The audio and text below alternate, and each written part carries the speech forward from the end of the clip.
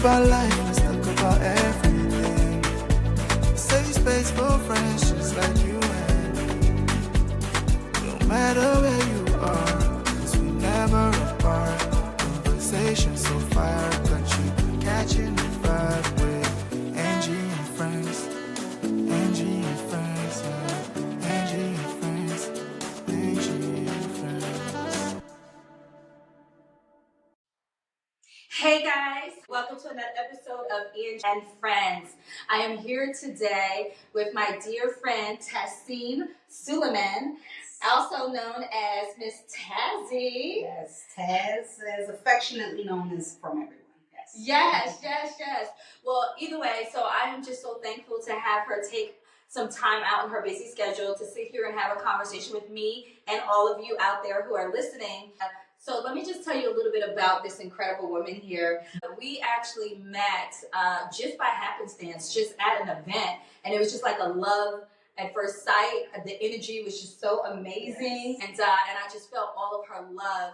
And I had no idea, honestly, at the time, what all she was doing. And then when I learned that she's the founder, guys, of Unhealed, and she's going to tell you a little bit more about that organization, but more importantly, just about who she is as a woman and why she decided to create Unhealed for all the men out there that definitely can use her services. So, hey, girl.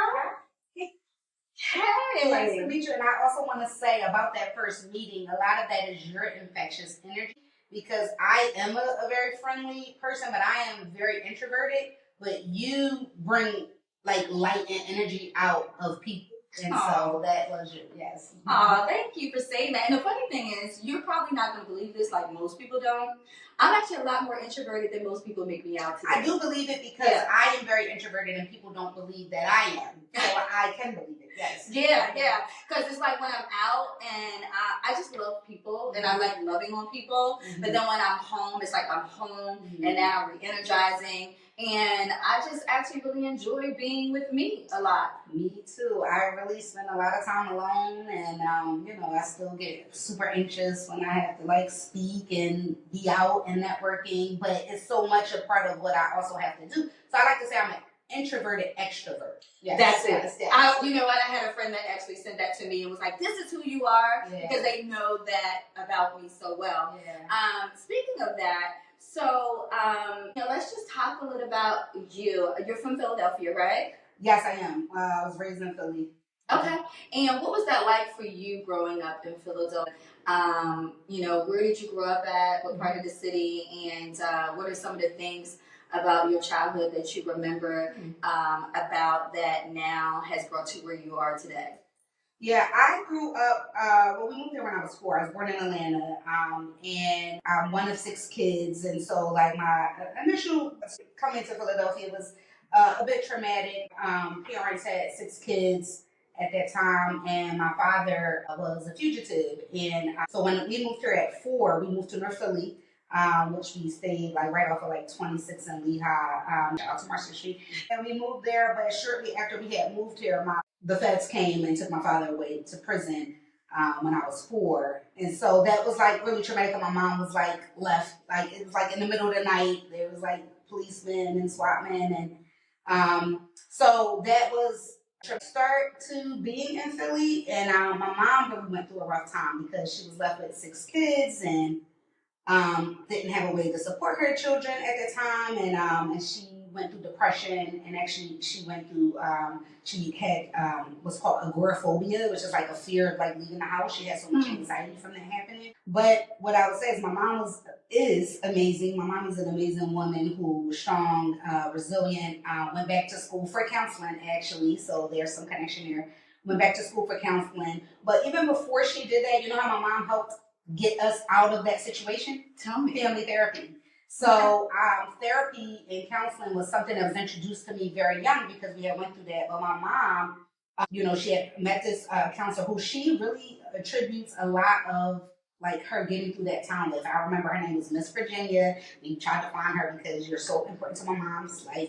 But Miss Virginia helped my mom go back to school, helped my mom work through her depression and anxiety. Then my mom took us to Episcopal services where we had family therapy. I had individual therapy. So I was blessed in the sense that, like, you know, we all have traumas, right? We all have had things that happen to us that are not in our control. And the healing part and what do you do to work through those things? I'm blessed that my mom knew what to do because, you know, therapy is normally such a stigma. You know, things happen and people just don't talk about them. But my mom made sure that we had the right resources to go and, you know, work through those things. So that was my initial growing up in Philly story. But yeah, we were poor. My mom didn't have a car, so we didn't really go out much. My mom was doing the best that she could at that time, and my father came home from prison when I was 10. So you know, I was about to ask you that, like, so what happened? And first and foremost, before you talk about your father coming home when you were 10, did you remember that as a child when that happened, when they came? Yes. Yeah. And what did that do to you as a child? It was scary. I remember the vividness of being woken up, and you know we all had to come downstairs. And I remember like being afraid. Like there was like this like landing, a stairway, and then there's this other stairway. Mm-hmm. And at the bottom of the stairway, you know, like so I'm 4. It's dark. I'm woken up in the middle of the night, and my mom and my siblings are like, "We gotta go downstairs. We gotta go downstairs."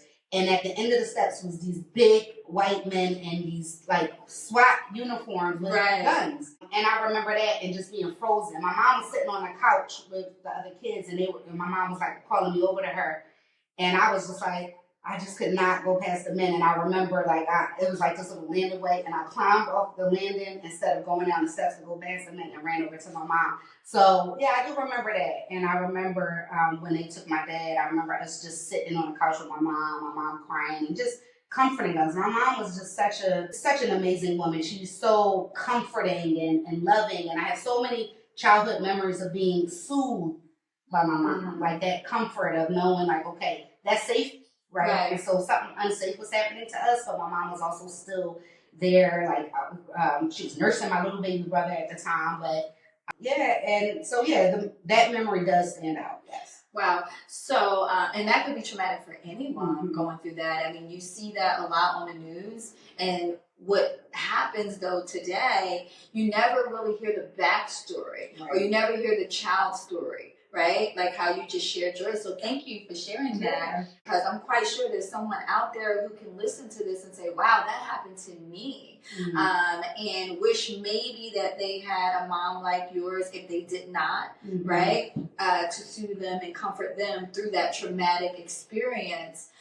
Because that's something that will never leave you, right? Yeah. However, you can heal from it, but it's a memory that will never leave you because it was so traumatic. And not only that, you know, as an adult, sometimes we think we're healed completely, but I don't think that we ever are. Do you think that we're ever fully, completely healed because of, you know, how they say you need to heal your childhood wounds? And I do believe we do, but something sometimes externally reminds us of that. Like, does that ever happen to you? No, it absolutely does. And I agree. I don't know if there's a such thing as healed. I like to say healing.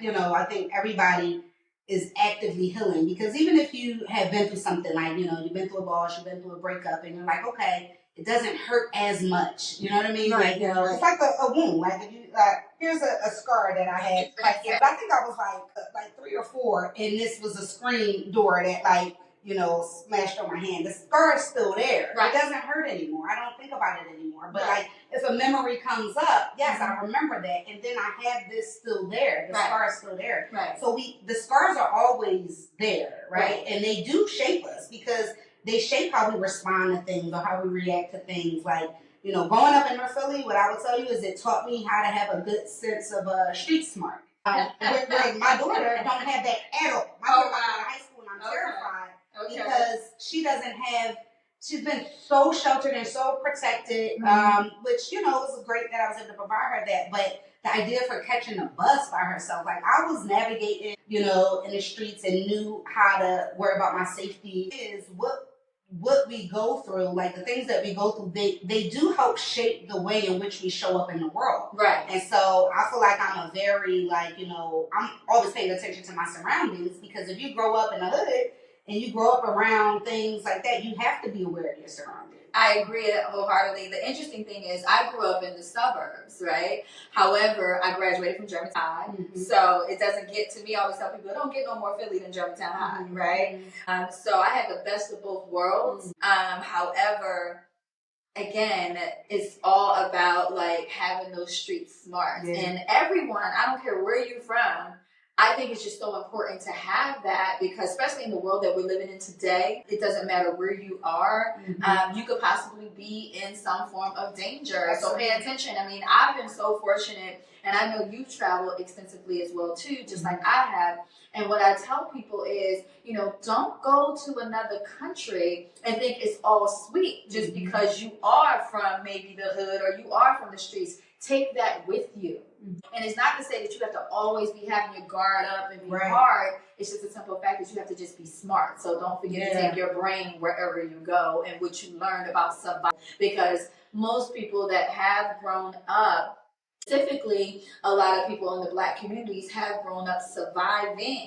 So talk a little bit about that and what that means to you, what it means to survive, and how does that now involved in a part of our healing, because we're constantly in this survival mode and we don't want to be in that survival mode. And I know survival mode can cause a lot of anxiety, correct? Yeah, absolutely. Survival mode, when I think of trauma, like, I often talk about survival mode as being what is aftermath of trauma, where we're all in survival mode. Like, we're just figuring it out day by day. We're getting through day by day.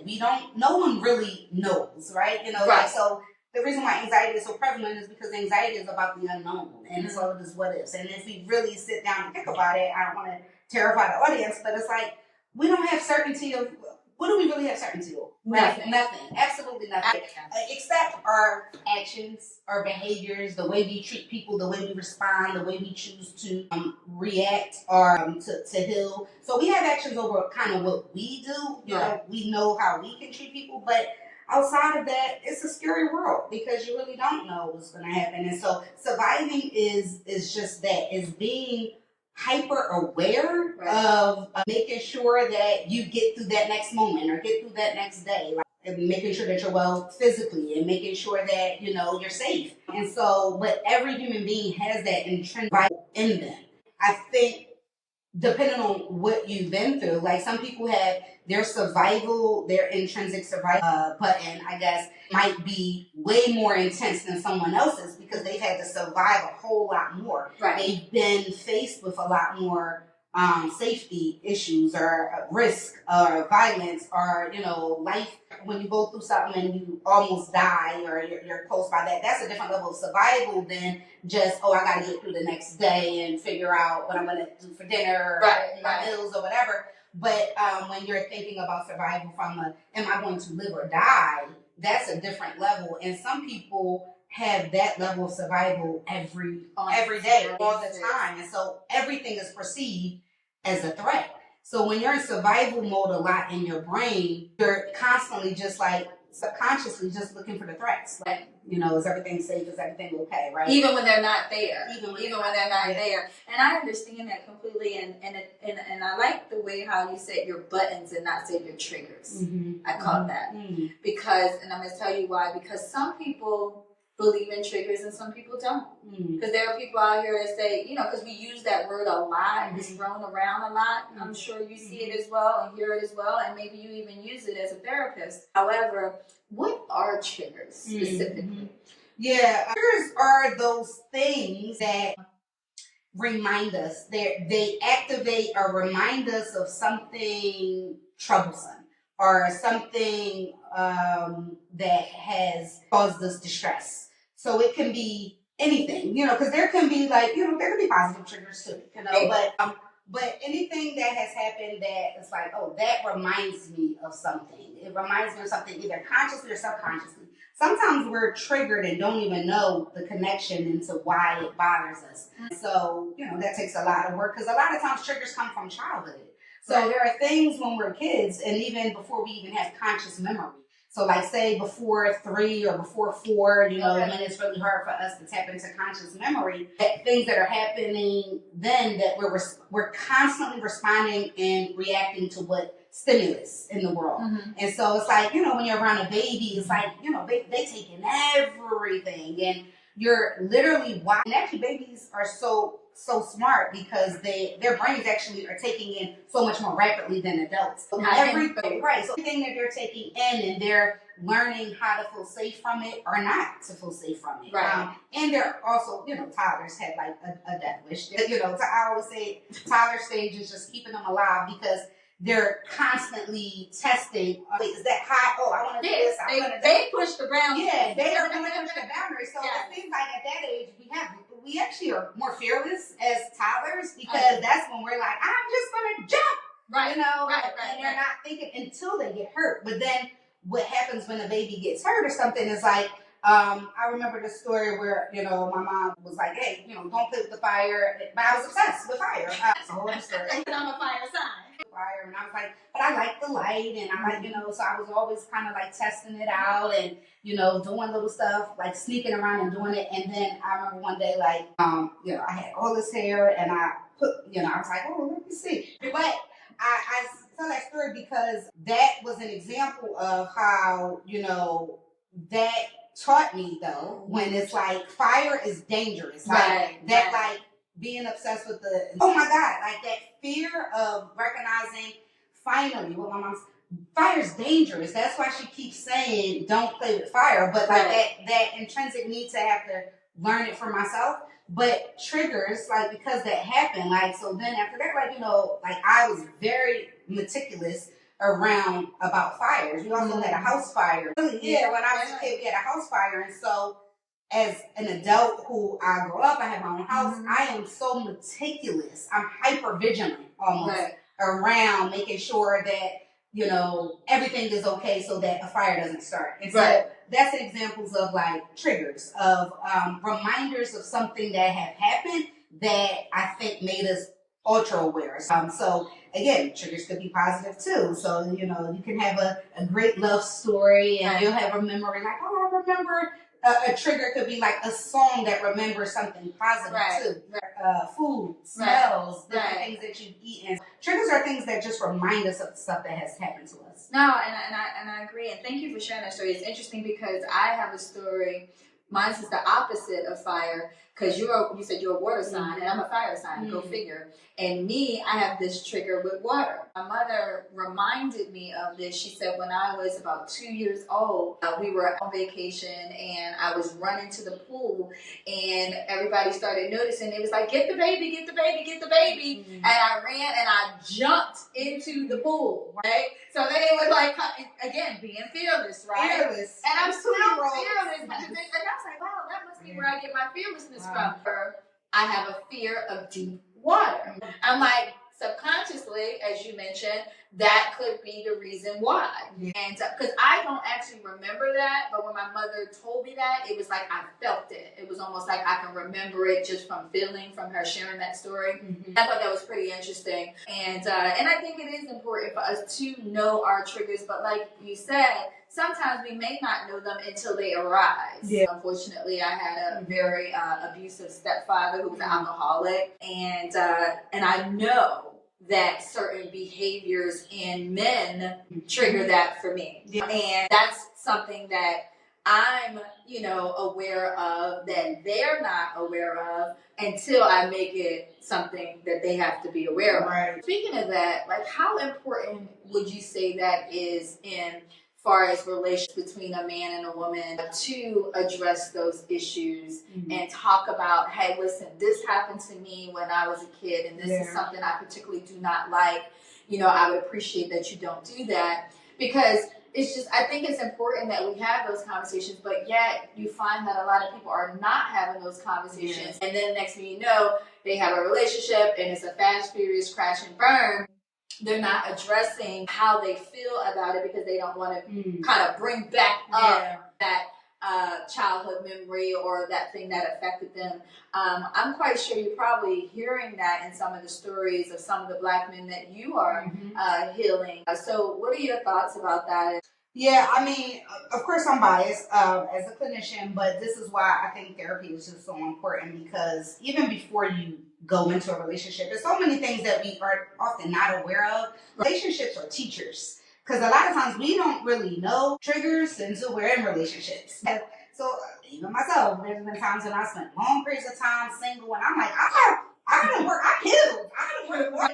And then I start, once you get past that stage with somebody, you're like, oh, wait a minute. Oh, that stuff is still there. I thought I was done with that stuff. Right. But the thing is, it hadn't been triggered because there was no one there to trigger it. Right. So relationships are actually great spaces to do healing work in. It takes a lot of awareness. You have to be very self-aware to have relationships with other people, because other people are always going to trigger you in some way, because other people are always going to do things that may not be the way in which you would do them, or whatever their stuff is going to touch your stuff. Like your stuff is going to be colliding at some point. And so I think it's super important to be self-aware of like what are your stories. So what are your stories? I'm a question that really drives a lot of who I am, and a lot of my work is why.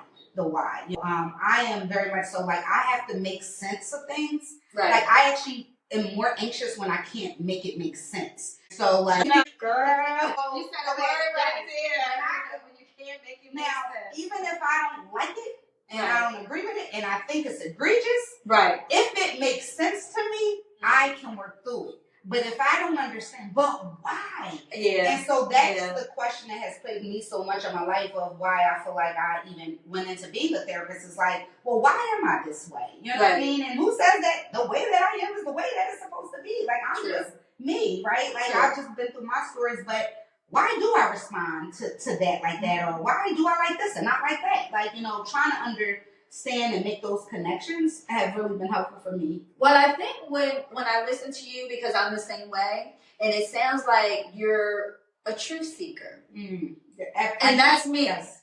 I'm a truth seeker. It's like I want to get to the bottom of what is making sense here. Yeah. And if it doesn't make sense, I've always been that person. And I feel like, tell me a story.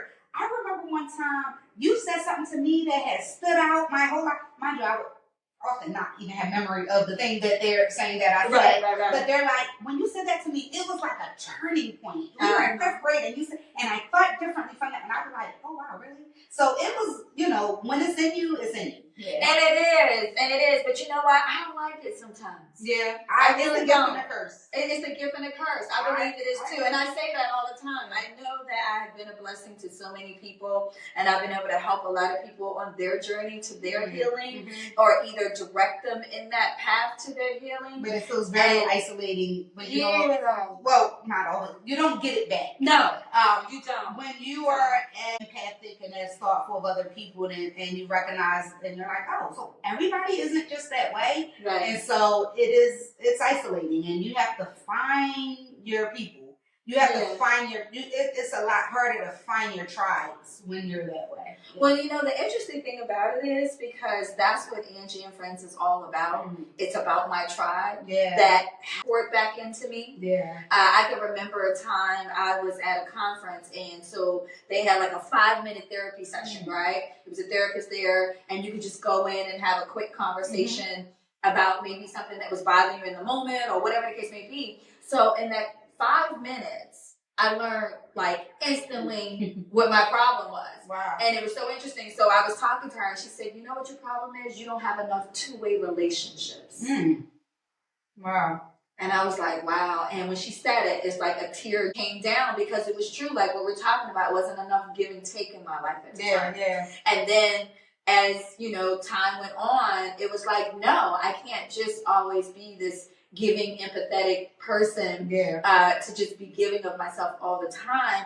I have people like you have come into my life, and I just want to thank you first and foremost, because you have made such an impact in my life over this time. I mean, my God, during the pandemic, you used to come and jump on my Happy Healthy Fit Zooms and just brighten up the whole room and just share your expertise with everyone. And because it was so much gloom during the pandemic, but not only did I feel like so many people could use it, I know I could use it. So I was like, you know what? I want to be happy, I want to be healthy, and I want to be fit, right? No matter what's going on around me. And that was my mindset at the time. And I'm like, I know it got to be other people out here that want to be happy, want to be fit too. So let me just gather people I know. Let's bring them all together on a Zoom since we can't meet face to face at this time. And let's do this. And I just want to thank you again and for just participating in that. And thank you for being one of those people that, you know, you're a part of the tribe. I know that is always just giving so much. But I have started, especially since I started Black Unhealed, which, you know, I was always a giver and, you know, I'd always been doing that work. But this is like taking it to a whole other level as far as like literally feeling like I have nothing left. And so I have gotten a lot more preserving of myself and a lot more boundary. And, you know, and I still love people. We can't help ourselves. We're just lovers. As much capacity. I've been really honest with myself and other people as far as like, I don't have that to give. And so, you know, that has been actually better for me to save some of what I give to others to me. Like, I am so good to me. I am very good to me. I treat myself very, very well because I deserve it. And I don't have expectations that other people need to do that for me, you know, and so by letting go of the expectation that people may not give back to me in the same way that I give to them. And that's okay as well, right? They might give to me in the way that their capacity is to give. But I am a great giver. So I am going to give to myself in abundance.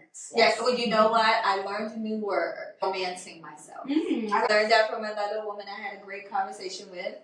Big shout out to you, Lydia. Actually, I did an episode with, and I think that's so important because outside of the whole self-care, that's a part of it as well too. But all these things that we can give to ourselves because we can actually do that for ourselves because we do it for so many, right? So let's just talk a little bit about Black Men Heal and this organization. I mean, my God, I'm so proud of you. Thank you. And I can't be the only woman who is thankful that you out there healing our Black men, okay? Because God knows, okay? I have sent men to your organization to follow you, of course, on Instagram. Like, hey, I think you need to go check this out because I don't have the capacity of what it means.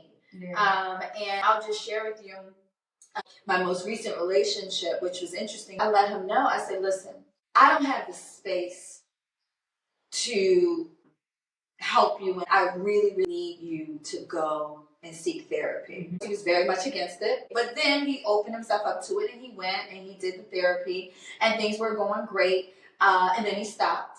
And then when he stopped, then things kind of reverted back to how they were.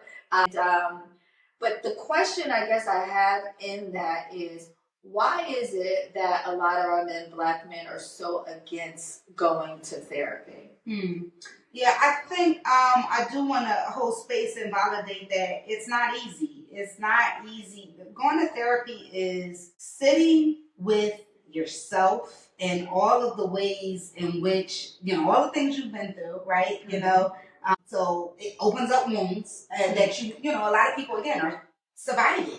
Survival mode may not include sitting and processing some of the most horrible things that have happened to you because you may not know what to do with it. So it's hard to open stuff up, you know, when you're in survival mode, to not know the skills or the tools. Therapy is actually teaching you the skills and the tools as you go along, but it's terrifying. It can be terrifying, and it's uncomfortable and for everybody, but it's hard to be vulnerable. You have to be vulnerable with a stranger. You have to face things about yourself that you may not be ready to face, or face things about other people in your life that you may not want to face, right? And so I think it is hard because with therapy comes a lot of loss. You're going to lose things and people and ways of doing things that you recognize are not serving you. But what do you do when you're like, hey, I have to let that go. It's not serving me. But that's the only way in which I know how to do life. You know what I mean? So therapy is not a light thing, right? And so I want to give that space. And I think that's why it's hard for a lot of people, especially men. It's hard for them to be vulnerable. I also think a big part of therapy for men is like going toe to toe with your ego. Like you in the ring with ego. The ego death is a part of what you really have to do to start healing in a lot of ways. And for a lot of men, ego is tied into masculinity and strength and the way in which I operate in the world and power and providing. And so it's so entangled that I think that it's really difficult because it's like, we did this group, we're doing this group right now, a partnership with P3. Shout out to P3, Pushing Progress Philly. So they work with reentry men, adult men, and we're doing groups. We do it every Thursday, and it's I look forward to Thursdays because of this. But nice. We've been doing these groups and just recognizing how much when the men are in these safe spaces and they've never had this before. They've never had these spaces and they're with other men and they're able to share and process their feelings and thoughts, and there's tears and there's laughter, and it's almost like wakening up like this inner child in them, like for them to have that level of safety. And it's been such a beautiful thing, right? But they're in this program, they are like required to be there, they get paid to be there. So like but what their major, what plays them the most is being able to make money and being a provider, because being a provider and a protector is so associated with manhood. Right. Being a father or being a man, that's what men are told. This is what you're supposed to do. You're supposed to provide and protect. So they're not like, oh, you're supposed to be emotionally intelligent and be able to respond. They're not just, like just men being conquerors, like going out to, they're supposed to protect the family. And so if you're supposed to protect, I think it's just really hard for men to be in a space where it's like, okay, therapy is not making me no money. That's number one. Like, it's like, this is not providing or protecting. It's a process, it's also a process, and it's not an easy or comfortable process. However, it is just a necessary process. And one of the reasons I started Black Men Heal is because my clients, I love working with men in therapy. Working with men in therapy is the best hope that you have, right? Because you actually seeing men in the process of just doing the best they can. Most people are truly just doing the best they can with what they have or what they know day to day. They're just surviving through life best they can. And being able to have more empathy and understanding for that, has been great. But watching men transform in the therapy space, or watching them come toe to toe with ego and having to recognize things about themselves. So therapy, although it's not easy, I think it's the type of thing that when you are ready. I also think that we as women are doing a lot of, you need to go to therapy. Yeah. Just pathologizing. And that doesn't feel good to men either, when it's like, because if you tell somebody they need to go to therapy, it's like, it feels critical. It feels like, oh, there's something wrong with me. Like, whereas the truth is, we all need therapy. Let's just be clear about that. There's not a person who has never been through anything, or even if you just live in this world, it's a toxic world. And even on a day-to-day, like, unless you live in a bubble and you just tune out to everything that's happening in the world, how can anybody really be well with as much toxicness that we have in our world? And so to be able to process those things, I think, it's interesting for me to say this because I'm a woman, and I also started Black Men Heal, which is this huge, operation now. But I really don't believe in women doing emotional labor for men. I actually think we should quit that job. We have been doing labor. Do it for everybody. We do it for kids. We do it for our friends. We do it for men. Right. And I am anti doing emotional labor for men. I don't do that anymore. I do Black Men Heal, but that is a space for men who are ready to come in. Right. But the thing about it is, and I agree, because again, I don't have the space for that anymore as well. But it's really hard. It's really hard to take on their egos and those things that we know. It's like, I think what happens, and I feel like this is what happens, is that, again, we as Black women, we are considered to be so strong. So we can take all these things, but really we can. We cannot. What I'm sick of seeing is that we're responsible for their peace of mind. Mm. We're responsible for all these things that they need, but we're not. I don't want to be that responsible. I want to love you. I want to support you. You know, that's what I want to do, but I don't want to be responsible for, you know, all of this that's going on up in here, which is your peace of mind. And that's being thrown around a lot on the internet, and just men like, oh, I need a woman to bring me peace. Well, what does that mean? You want a woman to bring you peace. What about you finding a peace within yourself, and now we can have a peaceful harmony together? Mm-hmm. So what are your thoughts on that? A man saying, I want a woman to bring me peace. Yeah, I don't think anybody is responsible. Like, nobody can create peace in your life except you. And also, what does that mean, peace? Like, as a therapist, a lot of times people will throw around words, and I always unpack it. Like, what does that mean to you? Because sometimes we're talking to people and we're like, I want peace, or, you know, I want happiness. Everybody says I want to be happy. Well, what is happiness to you? Most people can answer that question, by the way. Because I can answer it. But it's like defining for yourself, what does that mean to you? Right. Sometimes we want something that we never even had. Never. You know? So sometimes I want peace, but they're full of chaos. And all of their lives and their relationships and everything that they do are still in circles of chaos. And a lot of times chaos comes from families, and we don't get to choose our families or whatever. A lot of times I think that I am very against, you know, being responsible for anybody else's well-being, because there's days when I'm not well. Like, I still take care of me. Surviving most days. Right. Some days I'm thriving, and my goal is to thrive. And it's hard to thrive every day. You know, there's no such thing as being happy every single day. No. So when people are seeking happiness, trying to normalize that, there are going to be days when things are not just so happy. You know, life is going to life.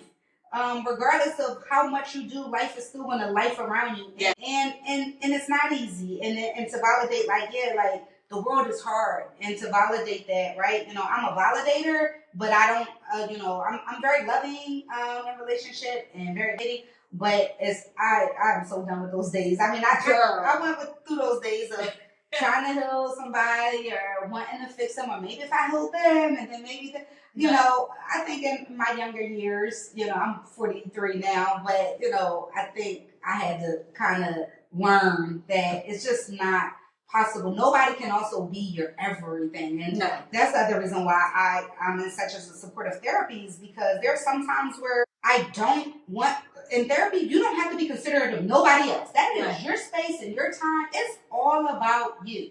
And most of your relationship and interaction in the world, you have to be, unless you're just a selfish person, you have to be considerate of other people in almost every realm of when you're dealing with people, except therapy. You know, except therapy, where you're like, it's all about me. This is about me getting my space validated. And I think it's support. So it's like when you have a space, you know, you're in a relationship and somebody is dealing with something and you're hearing the same thing over and over and over and over and over and over and over and over again. Therapy's like that too. Right.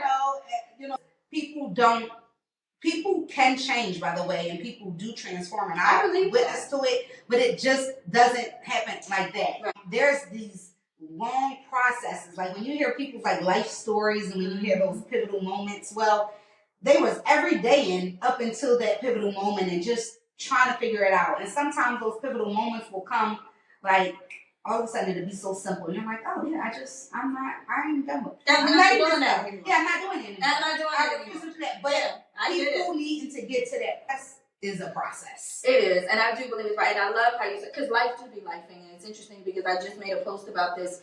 You know, I posted a picture of me. I was just in Jamaica for my birthday, and it was wonderful. It was beautiful, and actually that was a part of my healing while I was in Jamaica. I wanted to kind of be in solitude. I wanted to be at one with Earth. I always find nature to be therapy for me. And it just always makes me feel good. And so while I was there, you know, I had posted this picture of me smiling, and that was a genuine smile. I was so happy because genuinely most of the times I am happy because I am happy with who I am and how far I've come in life based on where I've been. So that's what brings my happiness, and that light that you talk about. And everyone that I meet, sometimes I don't see that light. Others see it, and then I'm like, okay, all right, well, I guess that is me, right?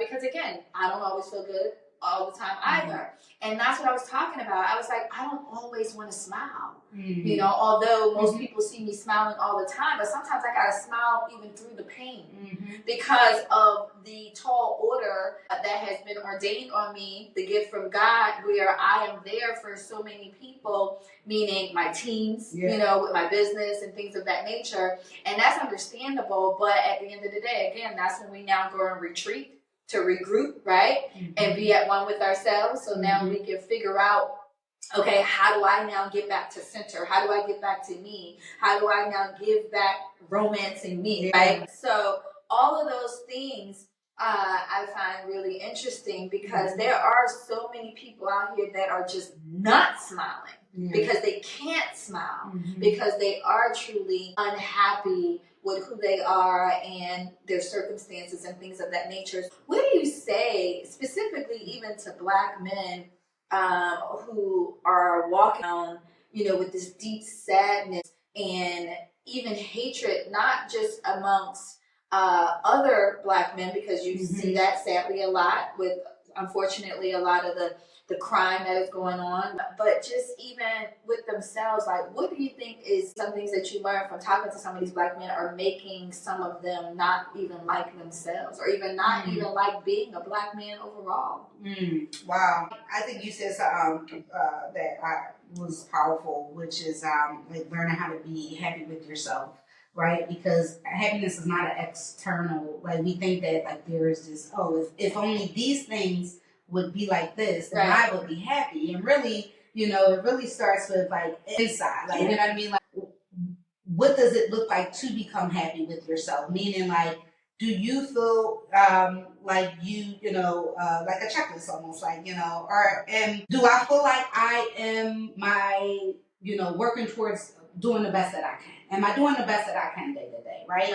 Do I treat people in a way that I, you know, want to treat people, or in a way that I want to be treated? Am I treating people with kindness? It may not be everybody's goal to treat people with kindness. You know, I want to be respectful of that, but these are my checklists. These are the things that I feel like no matter what stress is going on, I'm always like, am I, you know, happy with the way that I am doing that? And that's a journey within itself, because that's when you have to start doing a lot of the ego work, a lot of the, hey, am I happy with this? Or like, hey, am I always happy with people because I am being so performative and I am really exhausted, but I'm not really getting my needs met? Am I happy with that? Like, is that my goal? Is that who I aspire to be? Is that the part of I like to say this version, most evolved version of myself? That my goal is, I am trying to be the most evolved version of me, right? And that is constantly evolving, right? And there's parts of me that I am shedding that, you know, hey, this does not serve me anymore. It served me, because some things that we have serve us to certain points. And then you're like, oh, it just doesn't serve me now. And that's okay, by the way, that you can shift. And that is really what transformation and growth is about. And when you start asking yourself those questions, a lot of times people are not happy with their choices, and because they're not feeling like they're making good choices, or they're not treating people well, or they're, you know, they're not, reaching their goals that they want to reach, or they might still keep getting a lot of circumstances that keep happening.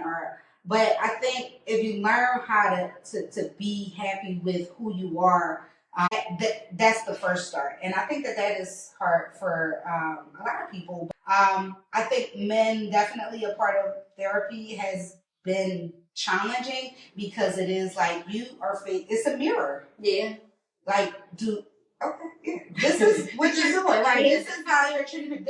Is it working for you? Because if your goal is to get this, you know, they say insanity is doing the same things, expecting a different outcome. Girl, you want me a long time, because that was what was going on in my head as you were saying that, the definition of insanity. Yeah, like if you want this outcome, but like, what are you know, let's look at what is your process of what you're doing that's not if it keeps not getting that outcome, eventually you have to look at yourselves when you are in relationship after relationship and you're like, I keep getting dealt this hand. Right. And it's like, okay, well, of course the common denominator is like, yeah, you're attracting that or you're seeking that. Sometimes we're subconsciously seeking it because we're subconsciously seeking the chaos. We're subconsciously seeking the wounds, the things that we've been through because they're familiar. Well, yeah, and it's interesting because there is a therapist that I like to follow on Instagram, and she had a gentleman come on her IG, and they were doing a segment on being addicted to drama. Mm-hmm. And I do believe that there is an addiction to drama. Mm-hmm. And this is why they have drama queens and drama kings. Mm-hmm. Me, I'm allergic to drama. I don't like it, but for some reason I'm like, why do people want to bring drama over here into my happy space, right? Yeah. So, but it's really interesting, and like you said, I guess again we can always go all the way back to childhood, because if you grew up in an environment full of drama, and then now you get into these relationships that are full of drama, and then it's like now you get into a relationship where it's like, wait a minute, where's the drama? Like, do you find, you know, people, and it happens, it's like, wait a minute, let me shake some things up here. Mm-hmm. And see, for me, what I told myself, because I grew up, you know, again, with a stepfather who was an alcoholic, who was abusive, that always wanted to cause chaos, I didn't have a choice. So this is how I was able to heal. I didn't have a choice as a child. Because you don't, right? But as an adult, because I know how to make decisions for myself, and you talked a little bit about decisions, now I have a choice. Am I going to deal with this, or am I not going to deal with this? Guess what? I'm not going to deal with this because I know what this looks like.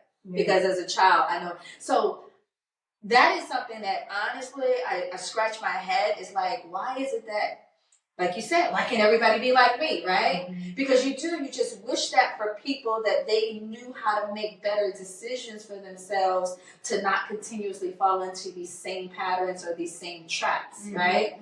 So it's like, I don't know. God just somehow blessed me to have that emotional intelligence. And I've had men that I've dated who say that to me. They say, I've never met a woman with such emotional intelligence.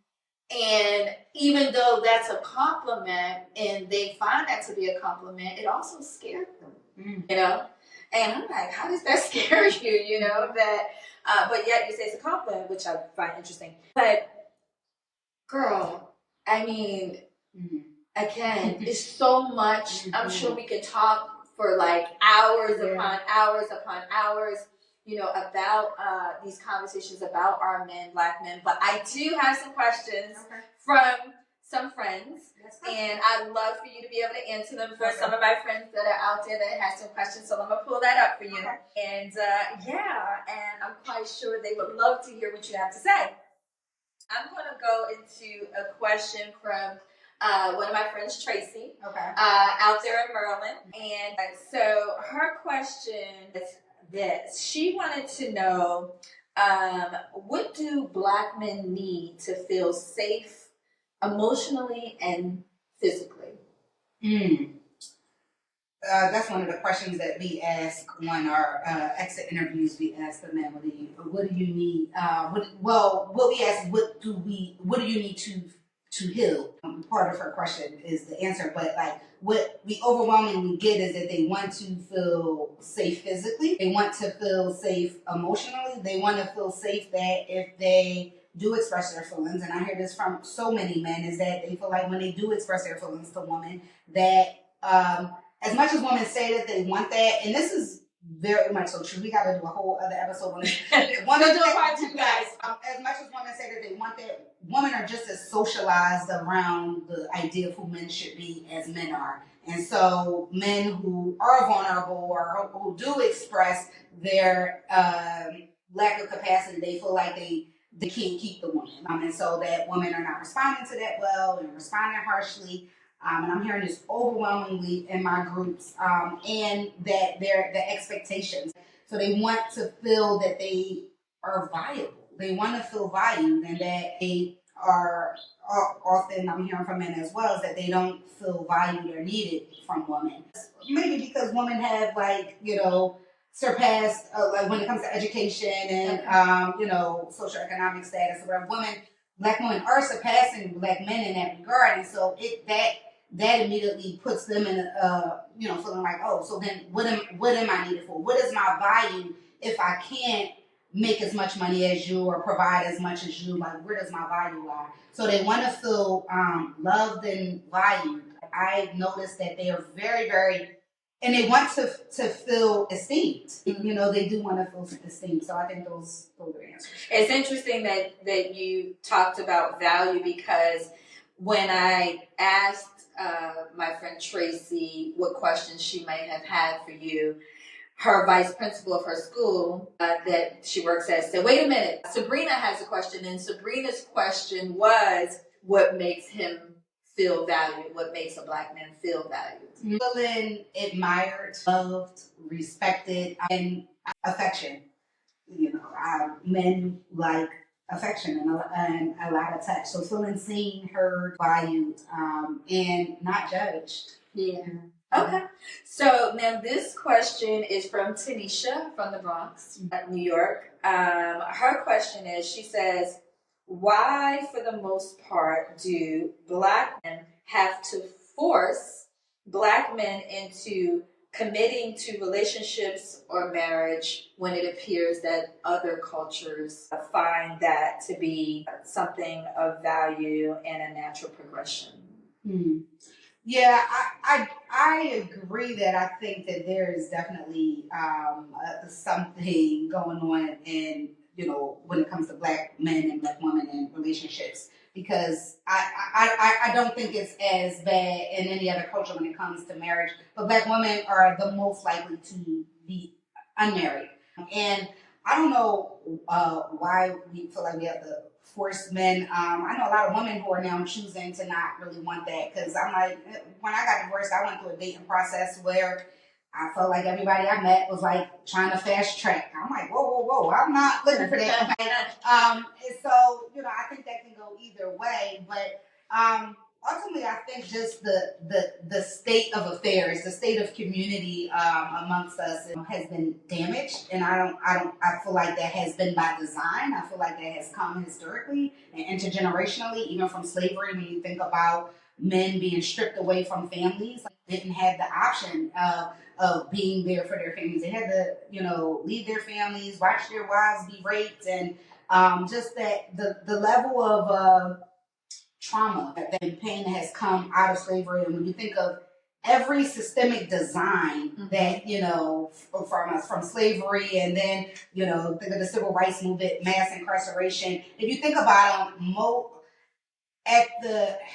at the helm of most of those designs of trying to destroy, black men have been at the head of that, of being, as far as being at the highest risk of being killed. Yeah. Or being sent away by prison. That still exists for black and brown men more than any other race, unfortunately. So I think that has a lot to do with it too.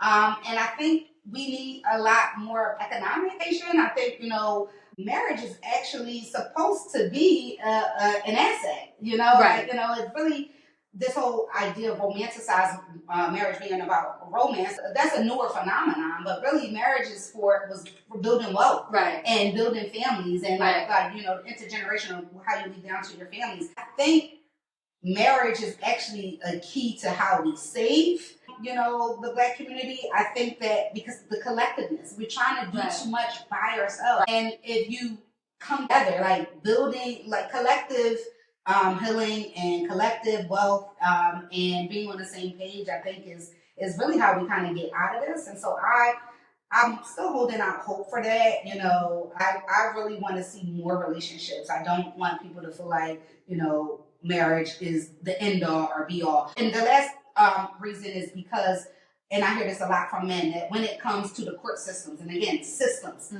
they are not favored in systems. Right. And every system's there at the bottom of the racism. Right. So when it comes to divorce and childcare, they also feel like they are at risk of harm when it comes to the system. If the marriage doesn't work out, the child care doesn't work out, then it actually is going to impact my wealth or take away from my resources. Right. So I think those are the reasons. Well, definitely, I guess some of the reasons why, like you said, when some men go through divorce, they're like, I'm not doing this again because of the impact that has happened in the first marriage of.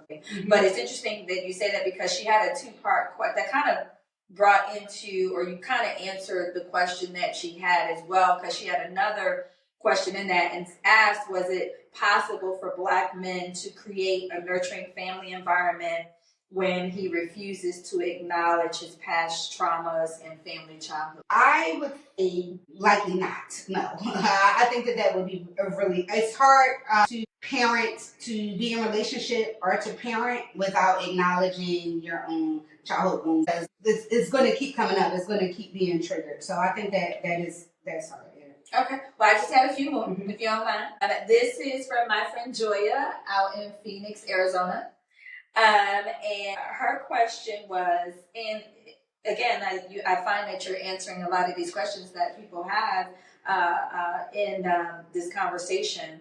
But she was wondering about, can unhealed Black men have an effect on the Black family unit, and just want to know more about how that does affect the Black family unit when the Black man is unhealed.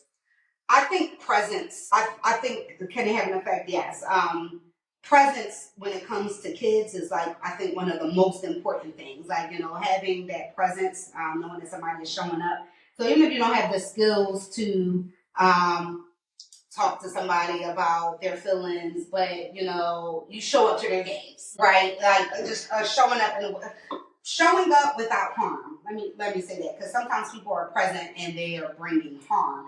Just engagement. You could, so I guess going back to that other question, I do think like people being engaged, interested in their kids, showing up for their kids in the ways in which they can, even if that is whatever capacity they can show up to be present. Yeah. Okay. Well, this is actually my girl Muggs. Actually, I did an episode with her, and she's absolutely dope. She's actually a female hip hop artist. Oh, nice. From Chicago. Okay, shout out to her. Yes, and her question was, she wanted to know the connection with the Black man's mother and the role in the relationship and the balancing between male and female energy.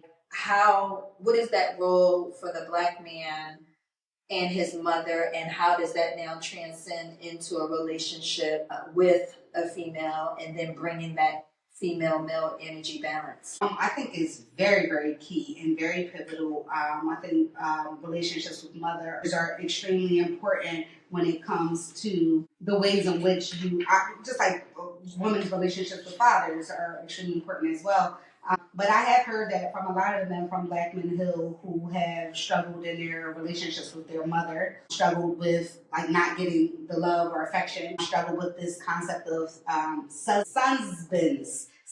husbands. I've seen it. Yes, husbands. And just because Black women are more likely to not be married and not have partners, and then they're raising their sons by themselves, and then the sons become the mother's, the man that needs to do for the mother. So that has been damaging. I'm feeling parentified by mothers, like you need your son to be the head of the household. Right. But also I hear from a lot of men just not feeling like they got the nurturance, the love and nurturance that they wanted and needed from their moms. And I think it definitely affects the way that or you can have overly, because we've all experienced that too. When you've had the overly mothered son.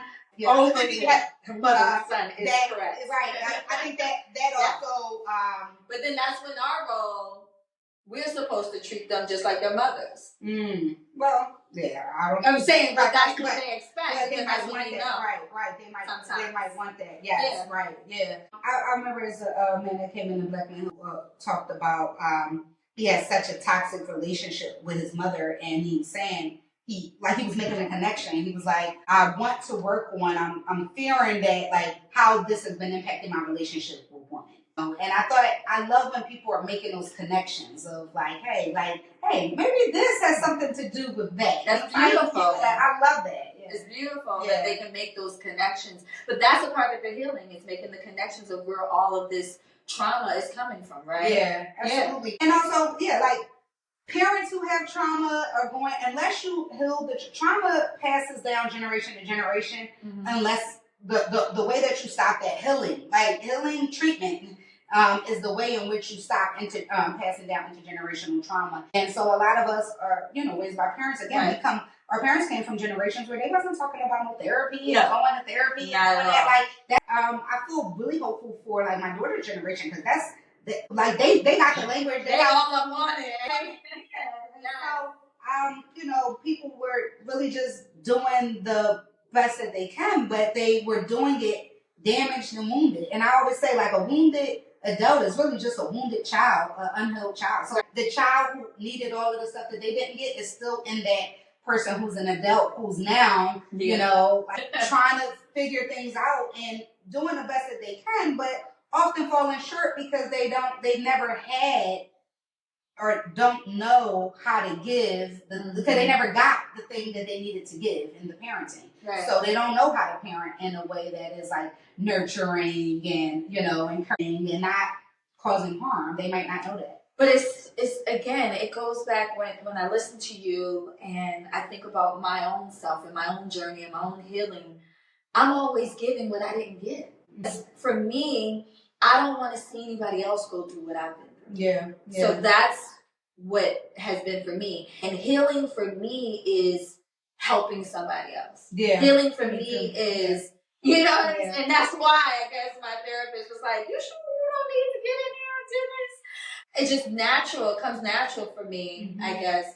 But yeah, that's so interesting. But you kind of like really touched that of why am I constantly giving what I did not get? What is, internally doing for me, and more importantly, just why am I doing it? Mm-hmm. Yeah, I mean, that's an interesting question. I mean, I'm sure you're processing that. Yeah, I do.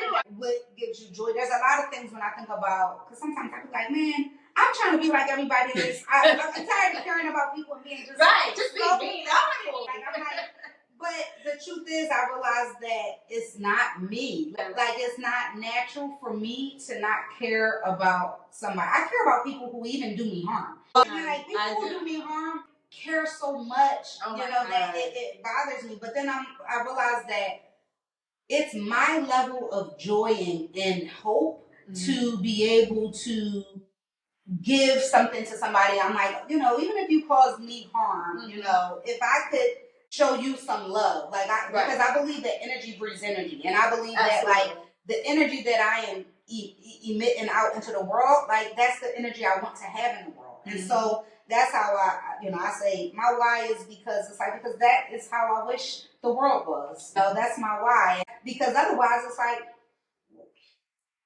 and that's really depressing. And I can't really speak for you, but I think you probably can relate to this. I think that people like us, because that's how we want the world to be. We want everybody in the world to just give love, spread love, right? Yeah. And for me, I can love you, but I'm going to love you from afar. All right? So you can't necessarily come into my atmosphere anymore. It's like, I love you, but I love you over there.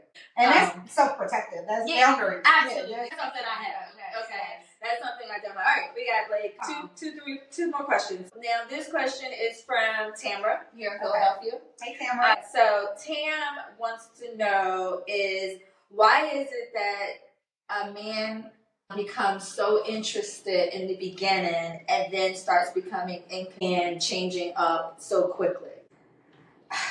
We have all been there. And I think you have to know that when people change behaviors like that, it's not about you. Let me say that. Like, is that people are showing up the way in which they are. So basically, somebody who shows you, hey, I was really engaged in the beginning and now I'm not, they're just showing you that they're communicating without communicating. I'm not, for whatever reason, we may not always know. I don't have the capacity to be consistent. Like, I spent so much time with girlfriends plaguing, like, why do they do this and why is this? Right. Now I kind of just look at it as like, let people show you better than they can tell. Because when people are showing up in the beginning and they're saying all the stuff and it feels really good, I am really about watching people's actions and watching the consistency of people's actions. People sometimes have stuff going on. They're not ready, but they just don't. I don't know why people don't communicate. But again, that's coming from a biased person who I'm a really good communicator. Right. And so other people sometimes are terrified about hurting somebody's feelings or telling somebody, hey, sorry, I kind of started like this, but I got this going on, that going on. I really can't sustain it. Or maybe they're just not that interested. There's so many reasons, but I would say I've counseled so many women in therapy who have struggled with like ghosters and I've experienced that as well myself, and I recognize and realize that people go through so much angst about the unknown of the why they do that. And y'all heard me say earlier, I be having to make sense of stuff myself. The way in which I make sense of something that I'll never get the answer to is to be like, you know what? The why is that they just could not show up for me, and then they're showing me that they're not ready, and therefore I am being saved. I feel like I'm being spared. Right. I'm being saved from undue heartache. And it does save you in the moment. It doesn't feel that way. It doesn't feel, but it doesn't. But then that's when, and that's a whole nother part two conversation. That's when people throw around the word narcissism and say, "Oh, he's a narcissist." Everybody that does any level of asshole behavior, no. Everybody even is capable of doing an asshole behavior. Yeah. Everybody who does asshole behaviors can also do good as well, right? Absolutely. But yeah, I mean, it is hard. It's very disappointing when we have hopes and expectations, or like when people open us up, and then because it's like we want to stay open and stay positive and not go into stuff jaded, and then when things like that happen, it really sucks because then it really kind of taints your lens of wanting to maintain that openness. Yeah, it does. But for me, I don't know how to stop loving. And that's the one thing that my friends always say that they admire about me, because even when I get involved in a relationship and I have these high hopes and I'm thinking like, oh yeah, this is great. And then boom, I'm like suddenly disappointed and now the relationship is over. And I'm like, okay. And then I take my time, I reflect, do my healing, because I've worked on my healing for so long that I know that I can't just automatically just jump right back out there. I'm not doing that. However, I pride myself in saying, okay, well, that didn't work. So, because I believe there are good men out here. Oh, I believe there's a lot of good men out here. I know there's a lot of good men out here because I travel the world and I meet so many men, I mean, all over, and I just know that there's good men out here. So when it doesn't work out with one, it's like, okay, well, that wasn't it. So let me just regroup. Boom. Let's see what's next, right? Yeah. But I know there's a lot of women that can't do that, and they just like swear off men and say, "Oh, these men are no good." So, and that makes me sad when I see that. Okay, so we have one more question, and this is actually from a man. All right, so Anton from New Jersey. His question hold on one second. Let me see here. Do you believe that Black men growing up in the city, by being exposed to so much tragedy and despair? Yes, I do. I feel like when we are exposed to a lot of trauma, that it does cause PTSD. I mean, a lot of people are walking around with PTSD and don't even recognize it. Your environment plays everything, and the more that we take in, the more that it's constantly like re-traumatizing, because we can go through something. And then every day you turn on the news and you turn on social media, you're going to just still see so much. So one of the things we do with Black Men Heal is like we never post trauma. Like, people getting killed, the George Floyd stuff, like the things that you see all over your timeline that you're constantly inundated with. I turn it off. We don't, because we try to take in the energy of healing, right? And so we never repost trauma. And I would say that to people, like if you're, living with post-traumatic stress disorder, doesn't just go away. And there are certain criteria that you have to meet for post-traumatic stress disorder, like if it's affecting your functioning, like if it's affecting your sleep or your functioning, if you're having constant recurring memories of things or reactivities to perceived threats that are not perceived threats. But I would definitely say to seek treatment for that. And Black Men Heal is a great place to come and seek treatment for it. It sure is. And with that said, I'm just so thankful for you, and I'm so proud of you. Just to watch the growth of Black Men Heal and just where it's going and where it's headed. And now the city of Philadelphia has recognized this organization and offered you guys some funding. And so what's next for Black Men Heal? What are you going to do with that? And how do you plan to expand this organization? Black men everywhere. Right now, actually, the funding landscape of mental health and things have shifted so much since pandemic. So we have been affected and impacted by it as well. We struggle with that. So I worry and think every single day about being able to sustain what we've built. And so what's next for us is we've been doing a lot of partnerships and collaborations with other organizations. We've been building out mental health programs. We're doing this one with Pushing Progress Philly. We just got finished doing, we do these gun violence groups for youth. We partner with NOMO and Level Up. These partnerships and collaborations, I think, are what's next, is like coming together in the city, like people in the city who are doing different things or sometimes even doing the same things. It's like, hey, let's come together and do it collectively. Like, let's try to, go after funding as one big umbrella. And so that's one of the things that's next for us is like, just trying to have other partners or people who specialize in youth, because we specialize in men. But there's other people who do this. I think we're all stronger together. And so what's next for us, what's next for Black Men Heal is to strategically work on this funding situation. So, how can people help with that? People can always help. I mean, you can consider Black Men Heal for your donations or your giving. You can go to our website, blackmenheal.org.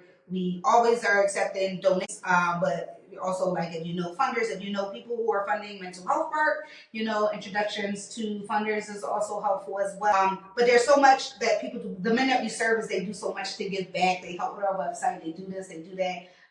But also spread the word, like just letting people know. And there's so many people.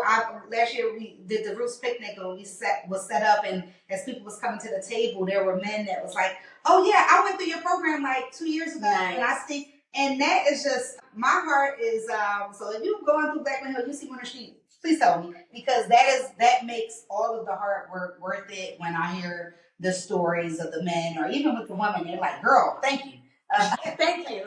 I'm saying thank you. Right. So the impact in the community, like, that's really what we care about. There's so much other stuff that comes with it that is really not what I signed up for, but like, watching the impact that we make is exciting. But right now we operate in 13 states. We do the individual therapy. But the goal is to be a national organization where, what we've come up with here, our model here, which is really unique, that it can work everywhere. And so as we are continuously building sustainability, so that's what's next, is working on the sustainability of Black men.